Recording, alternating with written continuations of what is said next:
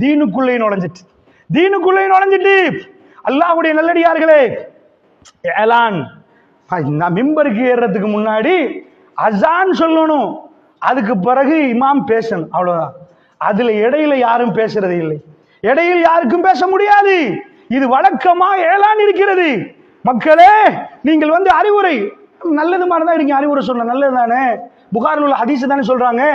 என்ன ஹதீஸ்? அதாவது நீங்க பேசுனீங்கன்னா வாய் மூடிறீங்க, இல்லைன்னா உங்களுக்கு சும்மா செய்யறாதுன்னு ஹதீஸ். அப்படின்னா நான் ருக்குக்கு போறேன்னு சூரா யாசின் ஓத போறேன், நல்லது தானே சூரா யாசின். நான் சஜதால போயிட்டு நான் அலிஃப் லாம் மீம் சூரா பக்ரா ஓத போறேன். சஜதால போனா ரசூலுல்லாஹ் சொன்னது ஓதணும். டாய்லெட்டுக்கு போறேன்னா அல்லாஹும்ம இன்னி அஊது பிக மினல் குபுஸி வல் கபாயிஸ் என்றா நான் பிஸ்மில்லாஹ் அஸ்ஸலாமு அலைக்கும் டாய்லெட்டுக்கு போறேன்னா சரியா? அது நீங்க எப்படி செய்வீங்க?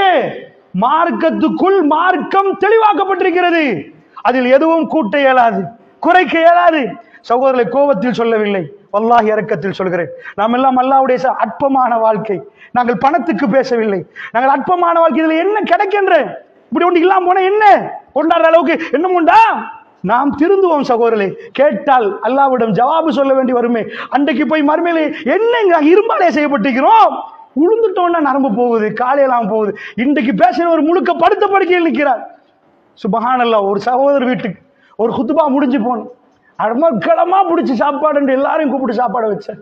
அடுத்த குத்துபா கேள்விப்பட்டு போகிறேன், அவருடைய கால் இல்லை சகோதரர்களே, கால் இல்லை, படுத்த படுக்கையில் நிற்கிறார். அண்மையில் போற நேரம் அவரை தூக்கி கொண்டாந்து வைக்கிறார், எனக்கு பார்க்கிற நேரம் இதா இருக்கு. ஆனால் குத்துபாவுக்கு வர வேண்டும் என்று உட்கார்ந்து இருக்கிறார்.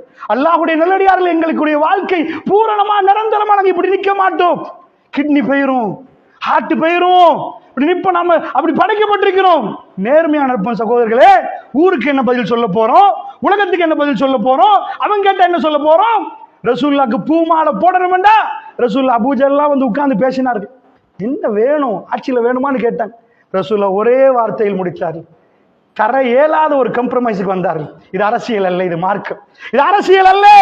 ஒரு கையில் சூரியனை தந்து மறு கையில் சந்திரனை தந்து நீங்கள் என்னிடம் இதை விடுங்கள் என்றாலும் விடமாட்டேன் என்றார்கள் ரசூலுல்லாஹ். 4000 நாட்களுக்கு மேல, 13 வருஷம் கணக்கு போட்டு பாருங்க, கிட்டத்தட்ட 4000 நாட்களுக்கு மேல. நான் ஒரு நாள்ல ஒரு ஆள் இஸ்லாத்துக்கு வந்தா கூட 4000 பேர் வரணும், 150 பேர் வரல, 150 பேர் வரல. மக்காவுடைய வாழ்க்கை 13 வருஷம், மதீனாவுடைய வாழ்க்கையில எல்லாம் திறந்து கொடுத்தான்.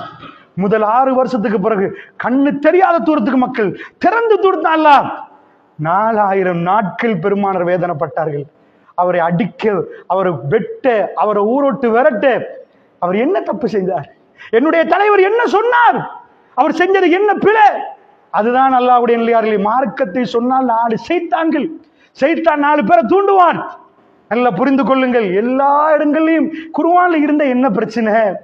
இது எனக்கு சொல்லாம போனா எனக்கு சுகம், சொல்லாம போனால் எனக்கு சுகம், ஆனால் சொல்லாவிட்டால் ரப்பு என்னை பிடிப்பான். நீ போய் உட்கார்ந்து பேசிட்டு வந்தியே, சொல்லாம வந்தியே, உங்களிடம் நான் பதில் சொல்ல வேண்டிய தேவையில்லை. உங்கள்ட்ட தப்பலாம். ரப்பிடம் கேட்டால் நான் என்ன பதில் சொல்லுவது? அல்லாஹ்வுடைய நல்லடியார்களே, என்ன பதில்? சந்தூக்கில் போகிற நேரம் ரப் என்னை பிடித்தால் என்ன பதில் சொல்லுவது? அல்லாஹ்வுடைய நல்லடியார். அதனால் சொல்லுகிறேன், மார்க்கத்துக்குள்ளையும் நாம் பூர்ணமா நுழைய வேண்டியிருக்கு. அதாவது தீனண்டு பேர்ல நம்ம பாவம் செஞ்சிட்டோம்டா, நாங்க நன்மைன்னு சொல்லி போட்டு தொழுவுறன்னு ஒரு முசீபத்தை செஞ்சிட்டோம்டா என்ன ஆயிரும்? எல்லாத்தையும் பேணி பாதுகாத்து தேடி எடுத்து சரியா நடக்கணும். அல்லாஹ்வுடைய